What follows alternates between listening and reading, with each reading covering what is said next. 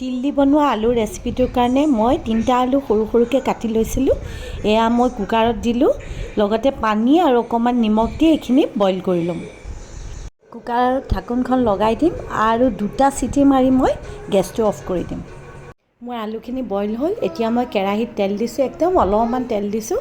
এতিয়া মই ডাঙৰ ডাঙৰ মানে মিডিয়াম চাইজৰ 2টা পিঁয়াজ মই স্লাইচ কৰি লৈছিলোঁ, সেইখিনি অকণমান ভাজি মই লগতে বইল কৰি থোৱা আলুখিনি দিলোঁ। আলুখিনি পানীৰ পৰা উঠাই মই সেই চেকনিখনত থৈ দিছিলোঁ যাতে পানীখিনি নিগৰি যায়। এতিয়া ইয়াত মই অলপমান নিমখ দিলোঁ আৰু অকণমান লৰাম আৰু আলুখিনি অকণমান ৰঙচুৱা নোহোৱালৈকে এইখিনি ভালকৈ ভাজি লওঁ। লগতে ইয়াত 2টা কেঁচা জলকীয়া ফালি দিলোঁ। এতিয়া এয়া আলুখিনি মোৰ ভজা হ'ল, আলুখিনি ছাইডৰ পৰা অকণমান ৰঙচুৱা হৈছে। এতিয়া ইয়াত মই তিলখিনি এড কৰিম। তিলখিনি মই বজাৰৰ পৰা আনি সেইখিনি ধুই পেলাই শুকুৱাই লৈছোঁ আৰু অলপমান ভাজি লৈছোঁ। ভাজি লৈ পেলাই মিক্সিত গুড়া কৰি লৈছোঁ। তিলৰ মাত্ৰাটো অলপমান আমি বেছিকৈ দিম যাতে তিলৰ সোৱাদটো ধুনীয়াকৈ আহে। মই 5 মিনিটমান সময় ল' ফ্লেমত আলুখিনি ভাজি ল'লোঁ।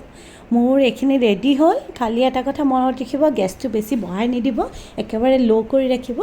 এতিয়া মই এইখিনি ছাৰ্ভ কৰিম। মোৰ আজিৰ তিল দিয়া আলু ভাজিখিনি ৰেডি হ'ল। এবাৰ খাই চাব, খুব ধুনীয়া হয় খাবলৈ। আকৌ আহিম নতুন ৰেচিপি লৈ। আজিলৈ নমস্কাৰ।